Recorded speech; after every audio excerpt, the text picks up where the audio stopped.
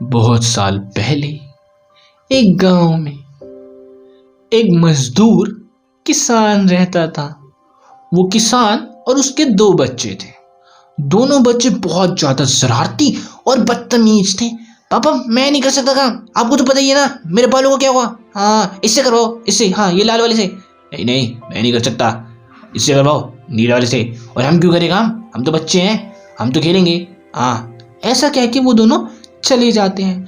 बेचारा बाप खेत में अकेले मेहनत करता है और वो दोनों फिर वहां पे आते हैं, मना करते हैं और खेलने के लिए चले जाते हैं।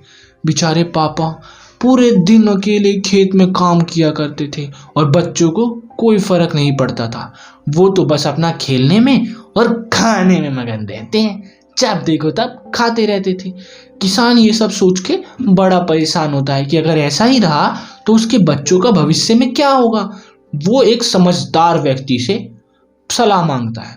समझदार व्यक्ति उसे कहता है कि अरे भाई साहब आप टेंशन मत लो, ऐसे बच्चों को तो मैंने खूब सीधा करवाया है। आप अपने सारी जमीन के जायदाद किसी को गिरवी पे रख दो और बच्चे को बताना मत, ठीक है। ऐसा कह के वो चले जाते हैं और उसकी बात मान के उसके पापा एक बूढ़े व्यापारी और जमींदार के पास आके कहते हैं कि आप मेरी जमीन के कागज रख लीजिए, जब मैं आऊंगा तब आप मुझे वापस लौटा दीजिएगा। जमींदार अच्छा आदमी था, वो सारी बात समझ के हाँ कह देता है। यहाँ पे बच्चे को जब ये बात पता लगती है तो वो फिर से लड़ने लगते हैं। यार पापा ने ये क्या करा, यार जमीन दे दी, अबे यार अब मेरे भविष्य का क्या होगा, मैं ऑडी कैसे लूंगा, तू ऑडी की बात कर रहा है मैं एप्पल कैसे लूंगा। दोनों सोचते हैं कि अब हमें सुधर जाना चाहिए।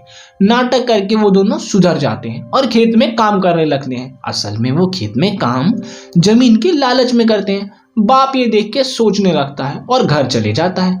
ऐसे ही करते करते कुछ महीने बीत जाते हैं और पापा बीमार पड़ जाते हैं।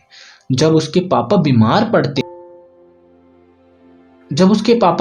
पड़ते हैं तब तक उन बच्चों की खेत में फसल भी आ चुका था और उन्हें थोड़ा सा मेहनत का फल भी मिल चुका था और उन्हें मेहनत की वैल्यू भी समझ में आ गई थी। वो दोनों बच्चे सोचते हैं यार जमीन का क्या करेंगे अगर हमारे पापा ही नहीं रहे तो।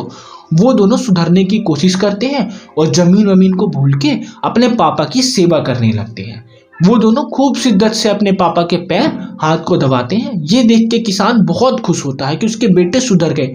पापा आगे से हम लोग कभी ऐसा कुछ नहीं करेंगे, प्लीज हमें माफ कर दीजिए, हमें कोई जमीन नहीं चाहिए और आज हमें मेहनत के फल के बारे में समझ में आ गया है, हम मेहनत और ईमानदारी से रहेंगे। बाप ये सुन के प्रसन्न होता है और वहां से चले जाता है।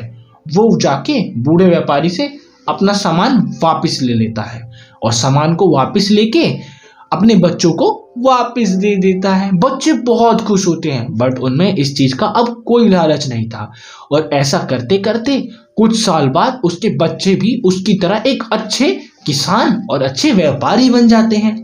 इसी प्रकार गांव में सब खुशहाल रहने लगते हैं।